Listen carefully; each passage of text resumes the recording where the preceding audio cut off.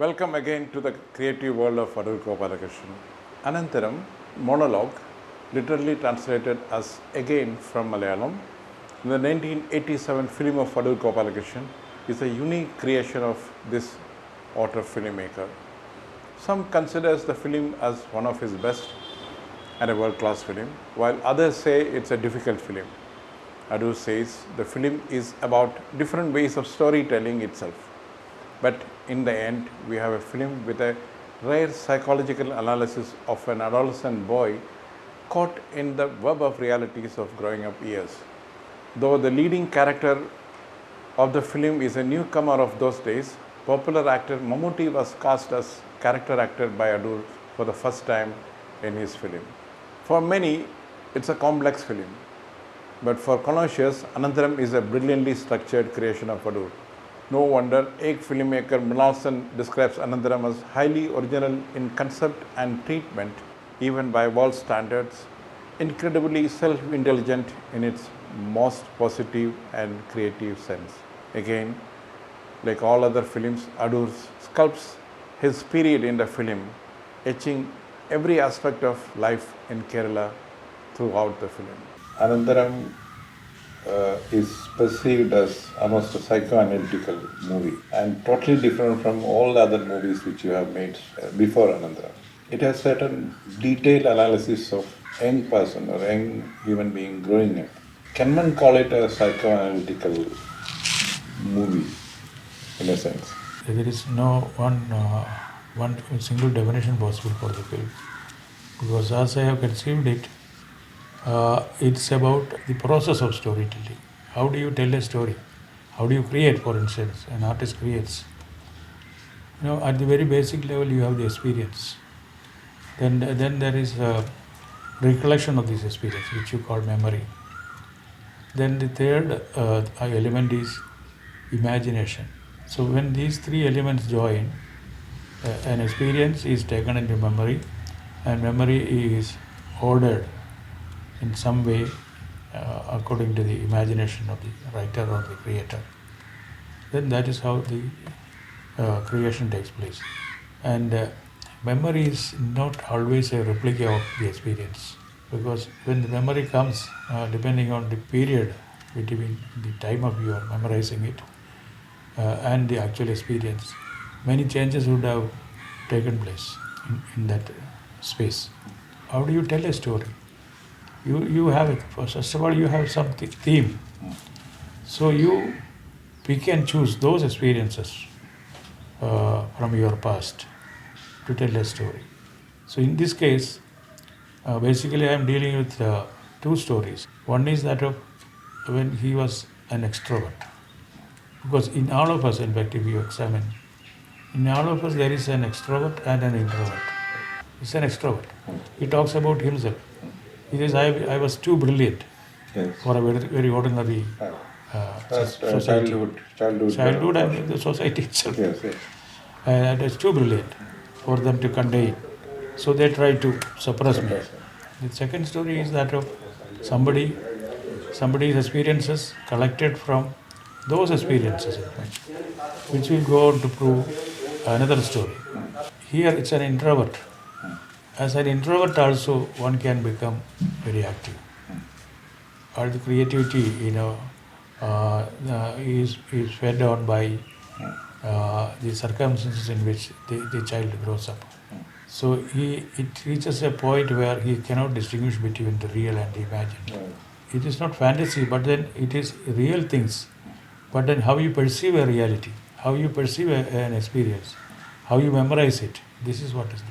I am telling these two different stories. It may look like different stories of the same person, but it is not. It can complement each other. Yes. In fact, it is no contradiction involved in it. That is the best part of that film. How do you relate these three aspects of storytelling and as the personality factor of this film? The first monologue you hear in the film that is that of he's saying, I am Ajay. They also call me Ajay Kumar.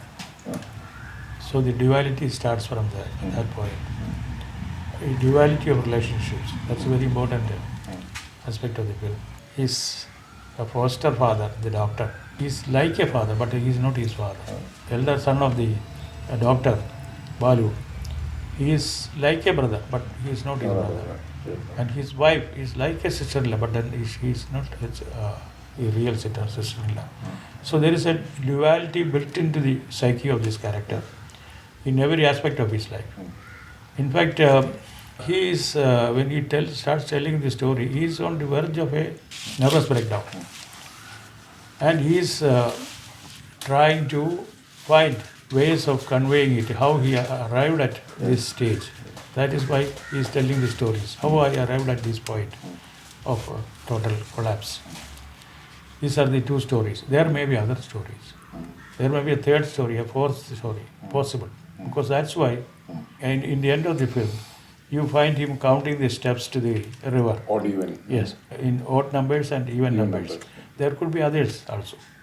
So these are the two stories. And also in storytelling, that's a very important thing. The person who perceives it, or the person who experiences the story, he believes that story that is told. For him, it is a total representation of life. For the reader, it is a full experience. But the perceiver or the reader doesn't realize that what you have been exposed to is only a reality within the frame. Yes. You move the frame a bit, and then the reality is altered or even negated. This is the thing. So you bring in the idea of cinema, in fact, here, where everything is within a frame. Outside the frame, there is a lot that is happening. You change the frame, you move a bit up or down, the reality is altered. Now there is one example you can see in the film where he gets a nightmare while he is asleep towards the end of the film, and he with a jerk he wakes up, and he finds like an apparition, these three servants standing before him. Actually, the fact is that he has been sleeping during the daytime. So then they tell him, sorry, you had a bad dream, and they go and open the windows. So with simple change of light, the reality is changed. In fact, the way you bring in that servants, each character, yes. The woman, the she character, that all adds to his mental state in a way. Yes. Because suddenly there is a magical realism kind of thing. These are little jokes, that the servants play for him, particularly the cook. He has to justify the heap of eggs, boiled and kept for himself, not for the child. But each of them employed in a position where they are negating their own jobs. The cook cooks a lot, but then he eats a lot himself. And the driver, he earns his living from driving, but then you never see him driving any car. And then the compounder, who is to assist the doctor, but then he himself is shooing away people who come for clinical help from him. So everything is in opposition to what it is meant to be. That takes us to the kind of psychedelic world. In the night, especially when there is heavy rain and all those things. It's like almost like a psychological thriller that time. That portion of it. Yes. So you said it's all normal, routine things in life. Yes, just placed simple juxtaposition. They take on new meanings. Yeah. Because all the three characters become something else as the boy sees it. Yes. That's in fact, in a way, it adds to his confusion in life, and yes. his reality becomes blurred. All their lies, they lie to him. Like they were having a small drink in the night. They are sitting together, and from an ounce glass they are drinking. Yes. So he is a compounder. So the boy wakes up and goes, and then they look at him and say, "Oh, this boy never sleeps." They are so unhappy that he has come and seen this scene. Then he watches and says, "Will you give me something of it?" He says, "No." "Yeah, why do you drink this?" "So this is to drown the sorrows. Drown our sorrows." This is what they say. Then he says, "I want a little of it." Yes. No, no. It's only for but then adults. what is you? No, no. What sorrow do you have? Yeah. Then he says, I also have my own sorrows. It's very important. Yes. That characterization, I think, it's very unique. It's like one reminds of Herman Hesse's novel Steppenwolf. Everything around is normal, but he thinks that things are not normal. Yes. So it's like I think that's the only movie in Malayalam which is handled such a split personality almost. These things we all have in ourselves. So it is only examining that aspect of it Okay. through a story, through an autobiographical story, because the character himself is narrating his story. So he is not part of the story, Yes. but he that whole process is what makes the story. Especially the school sequences where he waits outside and says, "Can I now go?" Yes. One has seen such people, over the years, So, what was it? This thing, the story part of it, the reality part of it, or the psychological, profiling of the person? My wife, after her delivery in the hospital, she came back and told me about a child which was being brought up in the hospital. Somebody left the child in the hospital. That set me thinking. That's how that was the real germination point. What will he become when he grows up? How would he look at the world? What will be the kind of life he is going to live, etc. From there it started growing. So I did not want to tell a story straight away. This is the story of somebody, an orphan. No, it's not like that. So it slowly takes on other dimensions. That's what happens. Yeah. I'm interested in doing that, because you have to go beyond. How do you do that? You can tell a story in 100 different ways. Yes. But it has to be novel, it has to be new, it has to keep interest of the audience in it. Yes. It has to have different dimensions. Yes, yes. Because here, if you look at it, there is a growing up dimension, psychological, mental growth. There's a story of parental guidance, story of ambience in that house, story of siblings, rivalry, or outside it's a question of social placement. All these things. I have placed it within our social background. Yeah. So. And it's very typical Kerala story. Yes. Because your infatuation for your sister-in-law, how will you justify it? Yes. This is considered a sin to have that kind of relationship. Yes. So how will you justify it? So his justification is a story that he was in love with this girl, and now she has changed her name and she has come here as his brother's wife. So this is the story he makes up. So like that. You give clear hints that Uruvadil Kota, that shows that it is his fantasy, because it's in English translated as Single gate. Single gate fort. Yes. So, which means that you enter and you can't come out. I did not create it. There is a place called Uruvadil Kota in Trivandrum. I know that. It is there. The place is there. It caught my fancy. That's it. Yeah, I know.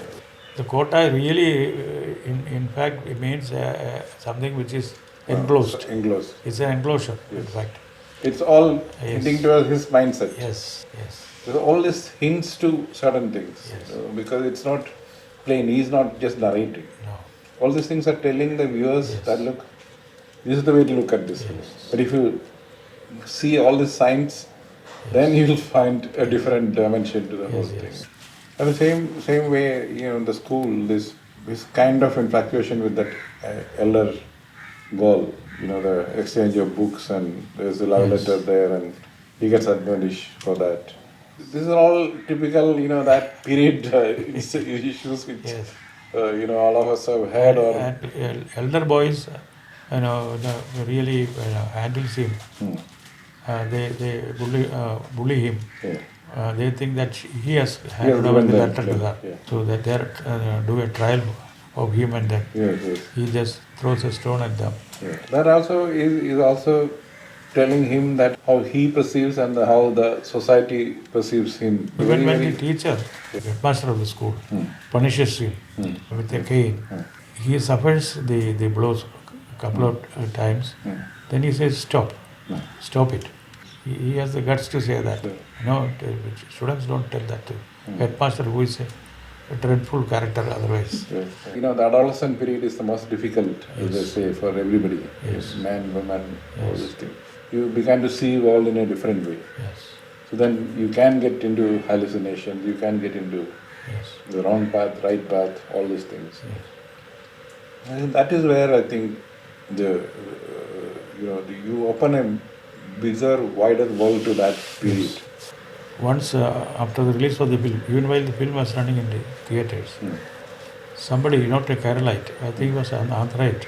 It seems he came here and he told me, I've seen this film several times. How come you knew me? That's what he asked. I was very shocked. And I thought maybe I am driving young people to all kinds of mental problems. I was feeling guilty. So this is my story. How come you know it? This is what he was asking me. Yeah, because it's an adult period. You have that. You are in a crossroad where what to choose, where to choose. Also, there is a feeling of isolation within himself, because every relationship is a kind of dual, ambiguous. And towards the end, you didn't say that whether he has committed suicide or I don't know whether you. A lot of people thought that he committed suicide in the first part when it ends. Yes. There he had taken drugs, that's all. Then otherwise there won't be a second part of the story. He's still saying stories. This is not the end of my story. That's what he says there. Yes. Like many of the, from Swayamvaram, the last sequence, you have that, what do you call that, door getting this thing. Here, you make the single statement of odd even count, this thing. That is the key to the film. Actually. Yes. In fact, when I first saw it, I thought, now I am clear about it. That is the key to it. And that is how you can open the film itself. Here, there also you put it at the end. So if you have any doubts about my intentions, my film, here is it. You better understand. Yes. I think that you continue in almost all the films, the last sequence. Of course, I don't know the ends.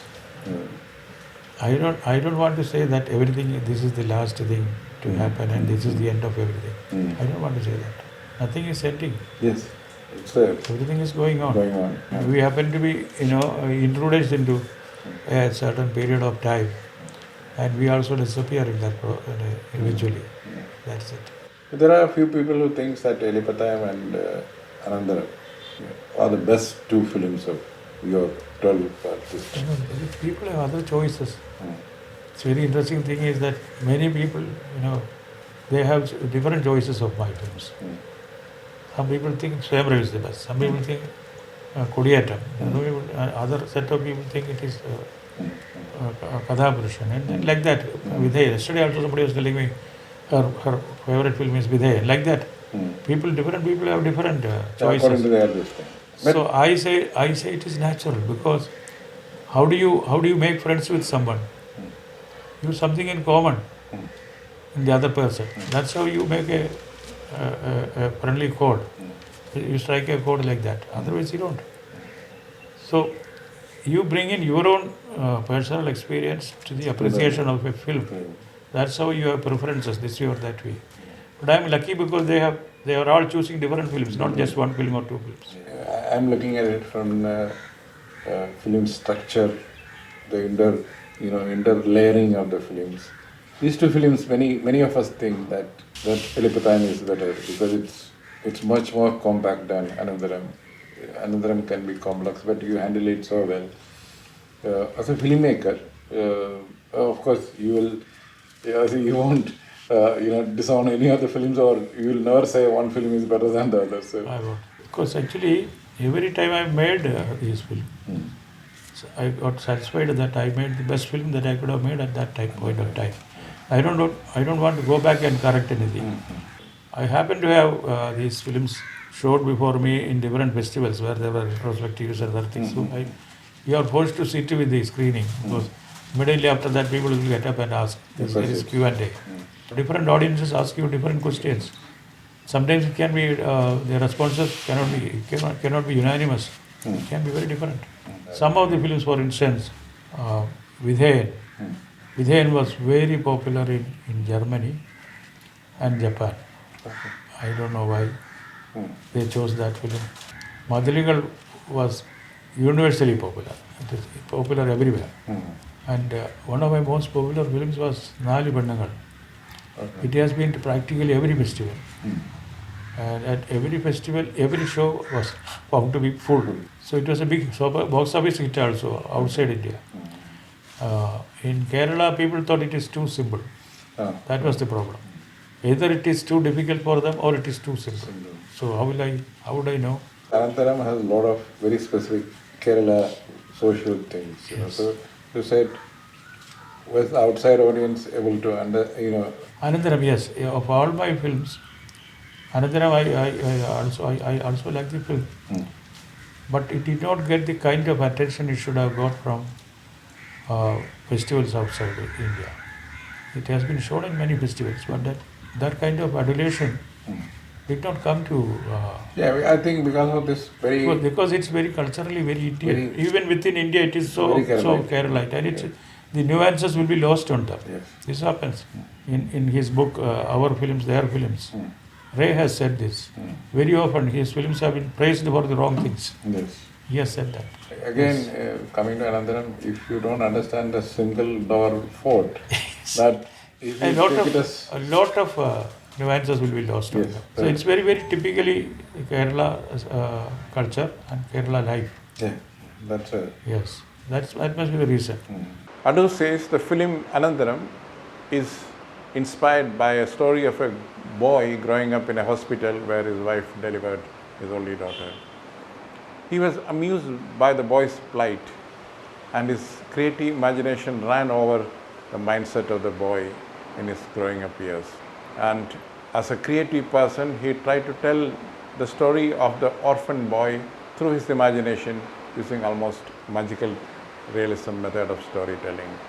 Adoor meticulously analyzes the boy's mind from a young lad to an adolescent person, showing to us how he finds himself caught in the web of his own experiences, memory and imaginations. Thus, he gives the viewers a unique psychological profile of a man in his growing up years. He uses the Kerala countryside life fully to reveal the personality development of the protagonist Ajay. These include the school life, the temple festival, school infatuations, the servants at home, his siblings and his sister-in-law, and to his friends, giving the viewers an overview of the life lived there. And if anyone had any doubt, Adoor concludes the film by asking the viewers to count odd even with him and see how life can be different when looked through different prisms. As Mrinal noted, a film operating at diverse levels of perception with different meanings to different people. Indeed, all great films operate on different levels for different people, and Anantharam falls in that category of greats. Do subscribe to our YouTube channel Swayamvaram 50 and comment on each of our episodes. Till next episode, take care and have a great time. Thank you.